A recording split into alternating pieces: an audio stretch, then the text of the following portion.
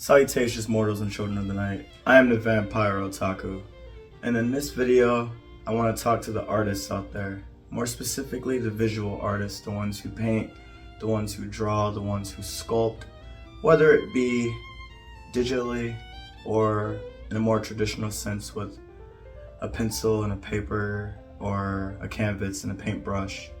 This video is for you. I want to talk about the manga for the art enthusiast.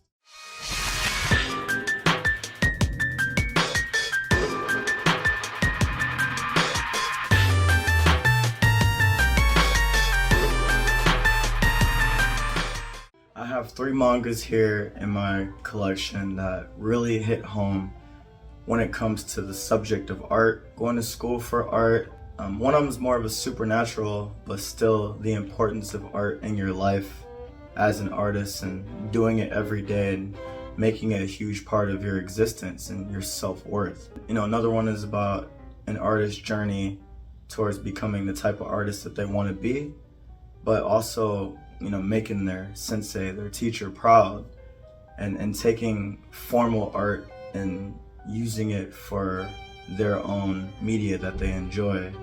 But all in all, this is for all artists that live to create and create to live, in a sense.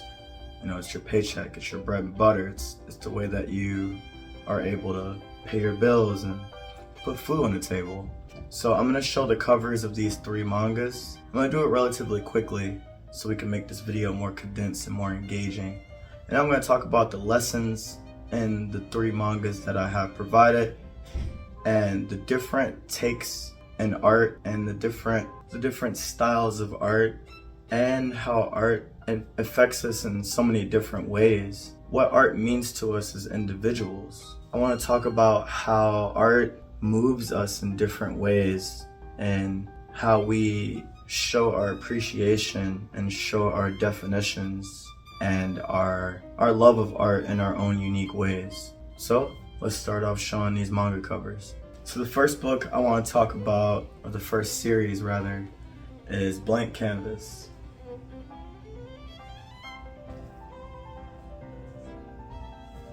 These volumes are rather small,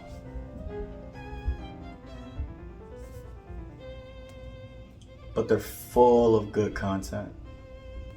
This cover's super cute with a little bunny hat. So this story is about Akiko's journey to becoming a manga artist. Before she becomes a manga artist, her sensei, her teacher, trains her to be a painter, a sketch artist. In this last volume, that's her sensei. He was a very tough guy. And in her words, he's very natural. Everything about him is real. He doesn't eat processed food. He makes his own dishes, like his own cups and plates and whatnot, his own bowls. And he's just completely authentic and completely himself. The beautiful part about him as a character is what you see is what you get. His love and passion for art was literally and figuratively lifelong. He wants to draw until the very end. He wants to create. Creating is 100% his existence and who he is as a person. And that touched my heart. It hit my core. It's a very beautiful, tragic, but at the same time funny story. Akiko is a very funny character, and the way that she does comedy is just super fun, super lighthearted, but she can also really get you in your feels. This story talks about how through her youth she wasn't focused, but she had a dream to become a manga artist, and she knew this as a middle schooler and wasn't able to make her debut until after college. And it's her relationship with her art teacher, her relationship with art. It talks about, without saying it, imposter syndrome in a way. And it talks about how being a people pleaser can really set you back with your goals and your relationships with other people. It talks about selfishness and selflessness and how art bonds us all together in a way that almost nothing else can.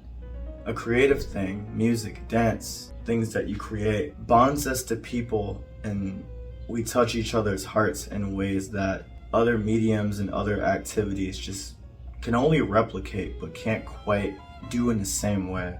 It's an amazing story, beautiful art. I'll show you some of it. By the way, this is from the maker of Princess Jellyfish. She always wanted to be a shoujo artist and she made her dream come true. It shows that no matter how long it takes, just get it done, just do it.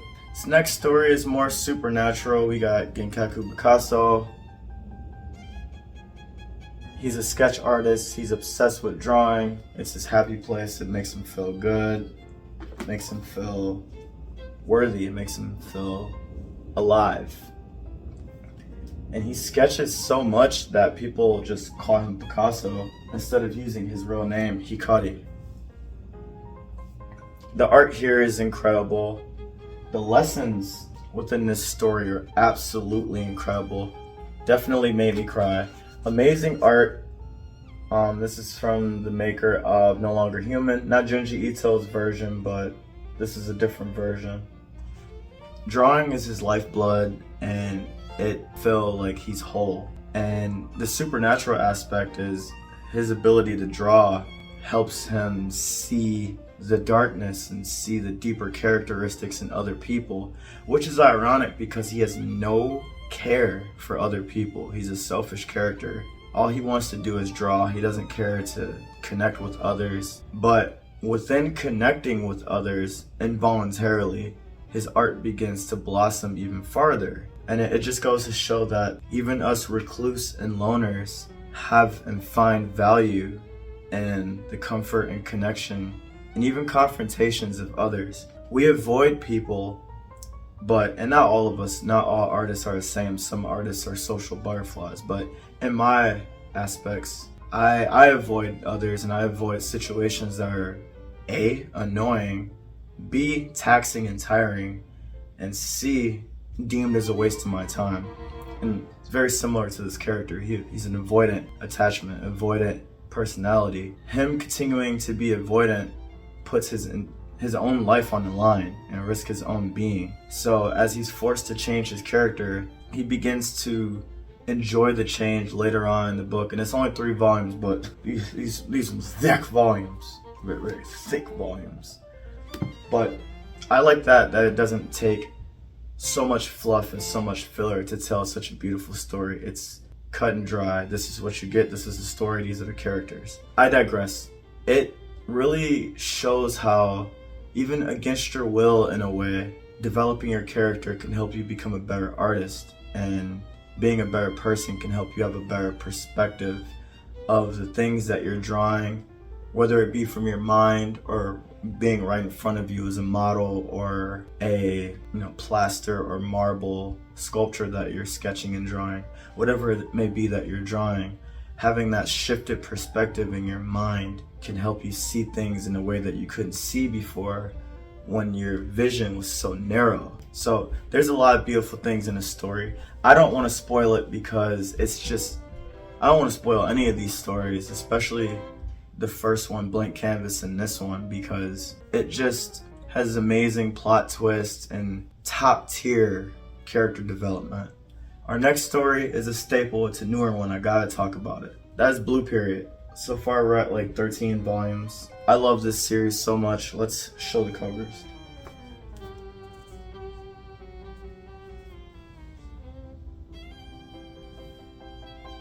Oh yeah, by the way, I like the back of these. It kind of looks like a manga on the back as well.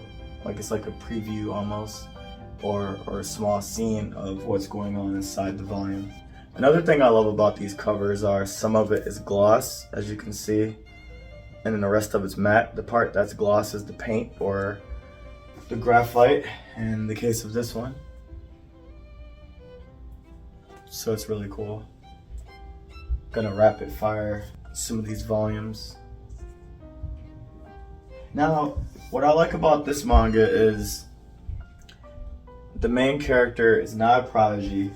He's not, anyone super particularly interesting or special at the beginning.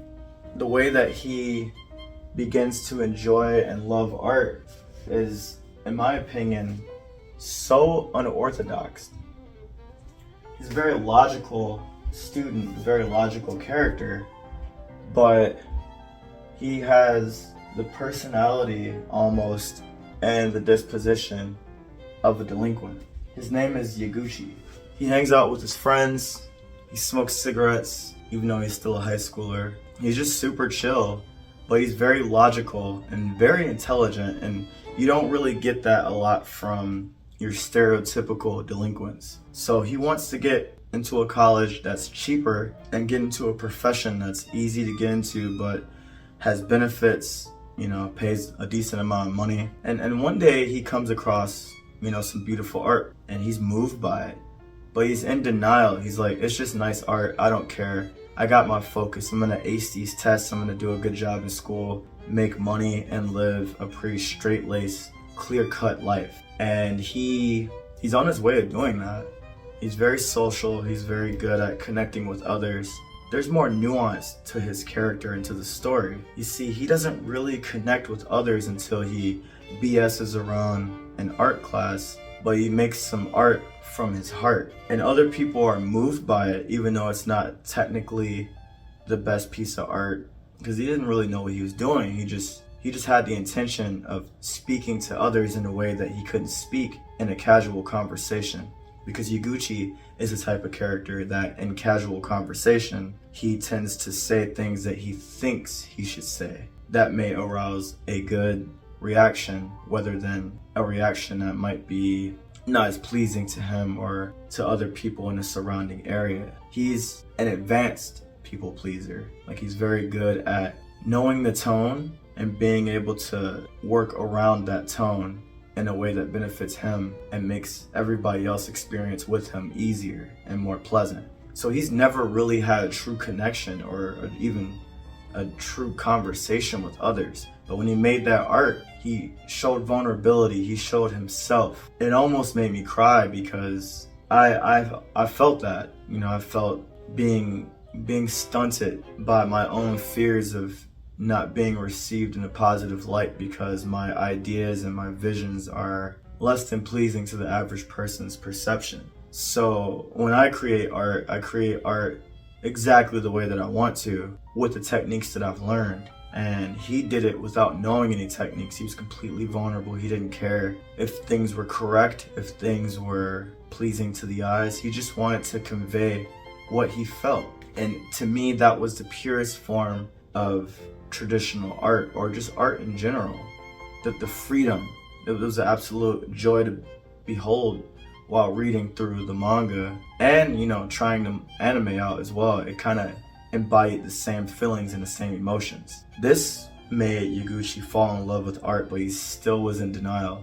He talked to his teachers. Art college is expensive. There's no guarantee that you could get in. How am I going to make a career out of this and make money? It's just not sustainable. It's illogical. And he was right. But when you're passionate, when you love something, it's not really going to be logical. And unfortunately, Yaguchi was falling in love with the form of art. So he threw his logic out the window and he just started creating and creating and creating. And the way he was drawing still lifes and just learning techniques and learning about different artists, it was like he was making up for lost time. And it was beautiful to read. It was beautiful to watch. And if you are an inspiring artist, if art is your passion, painting, drawing, sculpting, anything like that, and you're younger or even older and you haven't been to college, or you've been to college, or you're planning on going to college, or you're on the rope about it, or you just don't want to do it because it's expensive, this book, this manga, this story, this anime is gonna touch you. It's gonna make you feel many different emotions, and I highly recommend you check these out if you fall under any of those criteria.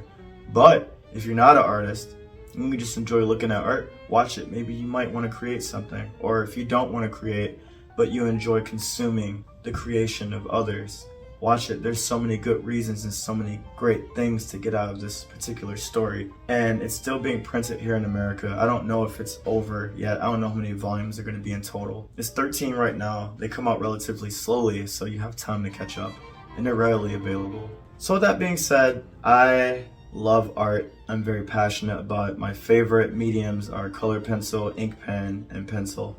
Paint is wonderful and beautiful, but I haven't really gotten into it the way that I've gotten into those other mediums. Watercolor is very quick, very easy to make mistakes. It's fun. Depending on the paper you use, you can mop an entire hole in your paper. Oil painting is very slow, very opposite, just layers and building and building. And when I think about oil paint, I think about the 1700s, I think about the Renaissance era, I think about Michelangelo, I think about all the European greats that created some of the most beautiful art, most beautiful portraits of all time. When cameras weren't available, when we didn't have the means of printing things out, these artists would take their subjects in front of them and add muscles, make them lose weight or gain weight. They would just create their perception. They would move their pose a little bit with their paintbrush without the model needing to move, or they would paint exactly what was there. They could create fabric, they could create fur, anything with their paintbrush. It was amazing. And then you have acrylic. Acrylic's like in the medium. It's really beginner friendly. I've done acrylic a few times. There's so many different amazing mediums. Wood sculpting, metal sculpting. People still do marble and plaster. You have frescoes. Art is huge. Manga art, pencils, sketching, inking. It's all amazing. With that being said, I'm gonna conclude this video with a question. Who are your favorite artists? Are you an artist? And if you are, what got you into art and what keeps you creating? My favorite artists are Salvador Dali, Ayami Kojima, and William Blake. William Blake is an amazing poet and he's an amazing painter and a visionary. He has the perception that was hundreds and hundreds of years ahead of his time, and I just think he's a brilliant mind. Salvador Dali is just insane. His art, his surrealism, my favorite style, my favorite genre. There are so many amazing artists. You have Matisse, you have Frida, you have Hubert Massey, you have Homer. So many amazing artists. Apologies if I pronounce any of them incorrectly. And if I leave your favorite artists out, tell me in the comments and tell me why they're your favorites. Peace.